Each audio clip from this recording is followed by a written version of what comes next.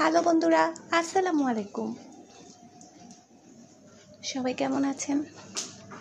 আশা করি ভালো আছেন। আর একটি নতুন ভিডিও নিয়ে হাজির হয়ে গেলাম। আজকে আপনাদের সাথে শেয়ার করব যে আমার কিভাবে চিকন পাইপিং ফিতা তৈরি করবেন। তো এখন আমি এখানে এরকম সাইজের কাপড় নিয়েছি, কেটে নিব এখান থেকে।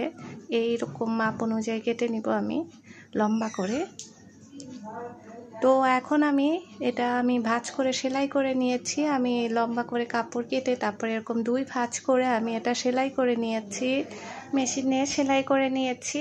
তো এখন আমি একটা ছোট সেফটি পিন নিয়েছি। এই সেফটি পিনটা এই কোণার মধ্যে আমি এটা আটকে দিব, একদম কোণার মধ্যে এভাবে করে আটকে দিলাম। এখন আমি এটা ভেতরে ঢুকিয়ে দেব।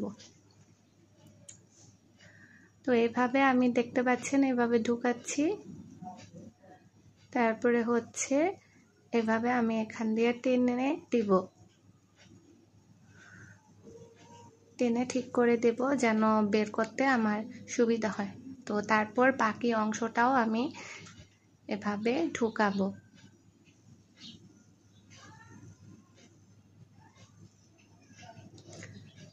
তো এভাবে আস্তে আস্তে করে সুন্দর করে কাজটা করতে হবে, তাহলে খুব সুন্দর হবে, নিখুঁতভাবে।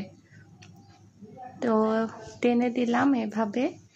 ভিডিওটি ভালো লেগে থাকলে অবশ্যই চ্যানেলটি সাবস্ক্রাইব করে দিয়ে পাশে থাকা বেল আইকনটা অন করে দিবেন। অবশ্যই লাইক কমেন্ট করে ভিডিওটা শেয়ার করে দিবেন। ফেসবুক পেজটা অবশ্যই লাইক ফলো দিয়ে ভিডিওটা শেয়ার করে দিবেন। তো আমি এভাবে টেনে টেনে বের করে নিচ্ছি। টান দিলেই দেখতে পাচ্ছেন বের হয়ে যাচ্ছে।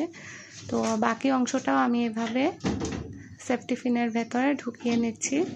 তো এভাবে আমি এটা এখন টেনে নেব। তো আমি কাজ করতেছি, আমার সাথে আমার বাচ্চা ঘোরাঘুরি করতেছে, তাই ওর ভয়েস পাচ্ছেন। যাই হোক, আমি এখন কাজটা শেষের দিকে প্রায় শেষ করে নেব। তো আর একটু অংশ বাকি। এই সেফটি পিনের এই জায়গাটা ধরে টান দিলেই দেখতে পাচ্ছেন বের হয়ে গেল। তো আমি এখন এটা পুরোটা সম্পূর্ণটা টেনে বের করে নিচ্ছি। এই তো আমার ফিতা তৈরি হয়ে গেছে।